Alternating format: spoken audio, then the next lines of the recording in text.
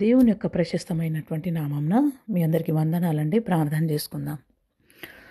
స్తోత్రం నాయనా, నీకు వందనాలు ప్రభా. మాతో మీరు మాట్లాడండి.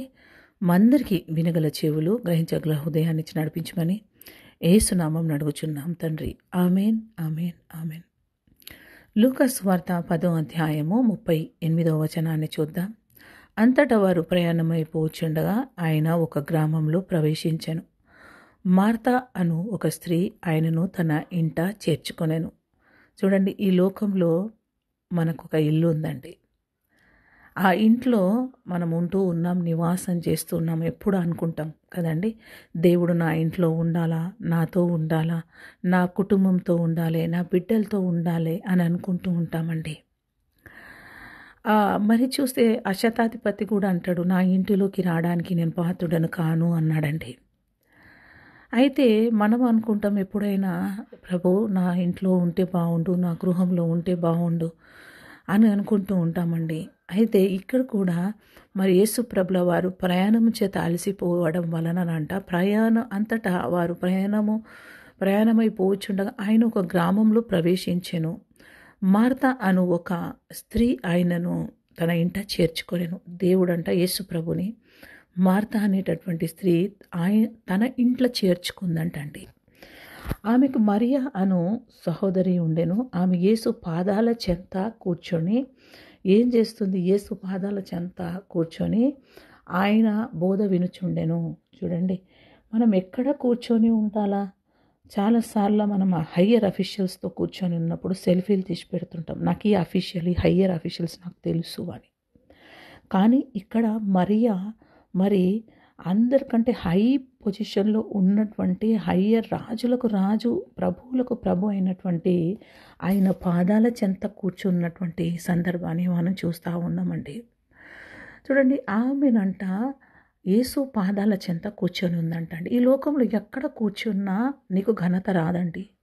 నువ్వు ఎక్కడ ఉన్నా నీకు మరి ఒక స్థాయి రాదు కావచ్చు. కానీ ఎప్పుడైతే నువ్వు యేసయ్య ఒక పాదాల చెంత కూర్చుంటావో దేవుడు నీకు ఘనతను, ప్రభావం ఇచ్చే దేవుడండి. హల్లెలూయా. చూడండి, మార్త వచ్చి అంటుంది, విస్తారమైన పనులు పెట్టుకొని తొందరపడుతూ వచ్చి అంటుంది, నేను ఒంటరిగా పని చేస్తున్నాను కదా ప్రభువా, మరి నా సహోదరి నన్ను విడిచిపెట్టింది, నీకు చింత లేదా? ఆమెతో మాట్లాడి నాకు సహాయం చేయమని చెప్పొచ్చు కదా అని. అసలు ఇంట్లో చేర్చుకుందే ఈమె పనులు చేస్తుంది. యేసు ప్రభుకు ఏదో మంచిగా మరి ఏదో వండి పెట్టాలని పనులు చేస్తూ అంటుంది, నీకు చింత లేదా అంటుంది. అందుకు ప్రభువు, మార్తా నీవు అనేకమైన పనుల గురించి విచారణ కలిగి తొందరపడుచును, కానీ అవసరమైనది ఒకటే. మరియా ఉత్తమమైన దానిని ఏర్పరచుకొనెను. ఉత్తమమైనది ఏందండి? లోకంలో ఉన్న హయ్యర్ అఫీషియల్స్తో కూర్చున్నప్పుడు కూడా మనకు ఉత్తమమైనది కాదు.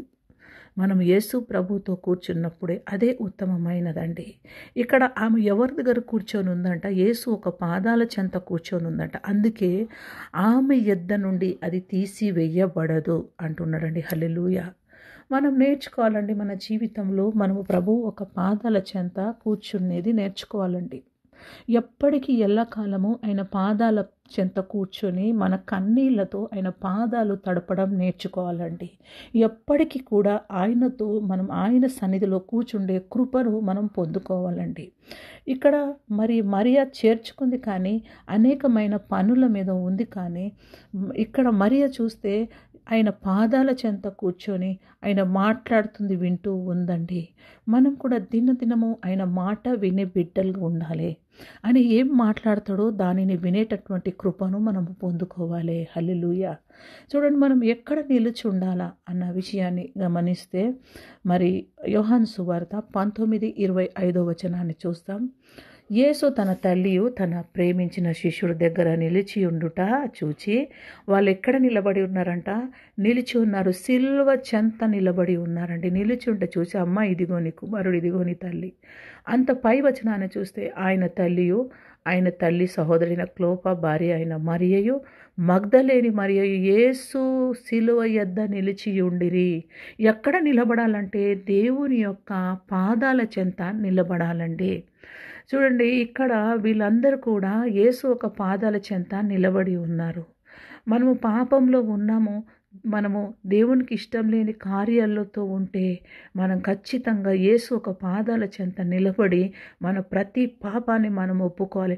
ఆ సిలువను చూసినప్పుడు నీకు గుర్తు రావాలి, నీ పాపాలు ఆయన పరిహారం చేశాడు. ఆ సిలువలో ఆయన కార్చిన రక్తము ద్వారా నీకు విడుదల ఇచ్చాడని ఎప్పటికీ కూడా ఆయన పాదాల చెంత నిలబడే కృపను మనము పొందుకోవాలండి.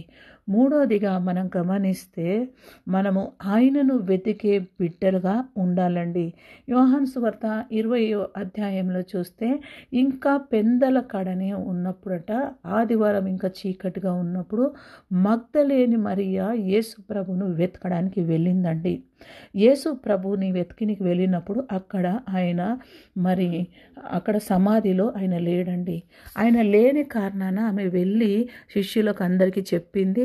మరి యేసు ప్రభు లేడు అన్న విషయాన్ని చెప్పినప్పుడు ఆమె ఏం చేస్తుందంటే, అక్కడ లేడు, మరి ఆయన సమాధిలో లేడు అని చెప్పి అక్కడ ఉన్నప్పుడు అక్కడ వాళ్ళు అంటున్నారు, దూతలు అంటున్నారు, ఆయన మీరు మృతుడై లేచినటువంటి ప్రభువుని మీరు ఎందుకు మృతులలో వెతుకుతున్నారు? ఆయన సజీవుడైన లేచిన దేవుడు అని చెప్తూ ఉందండి.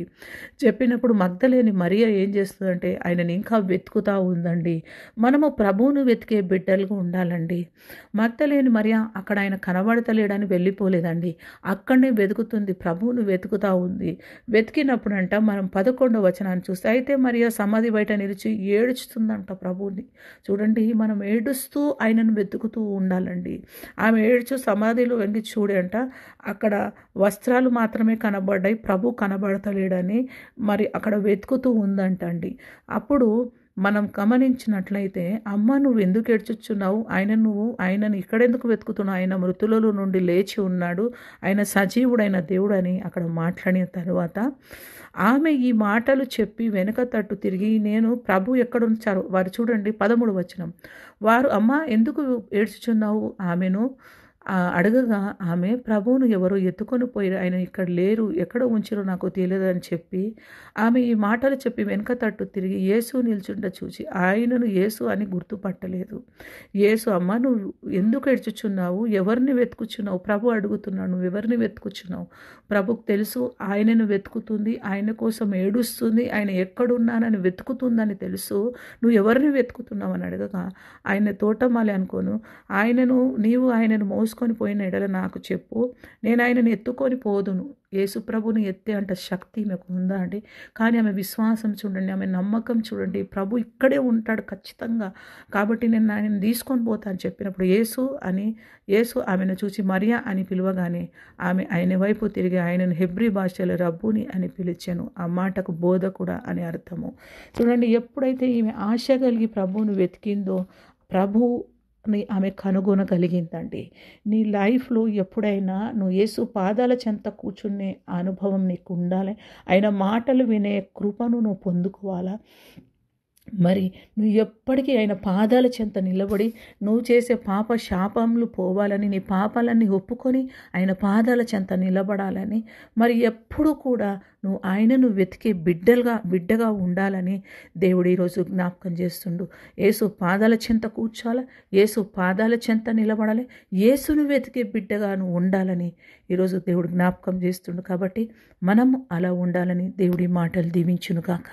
ఆమేన్.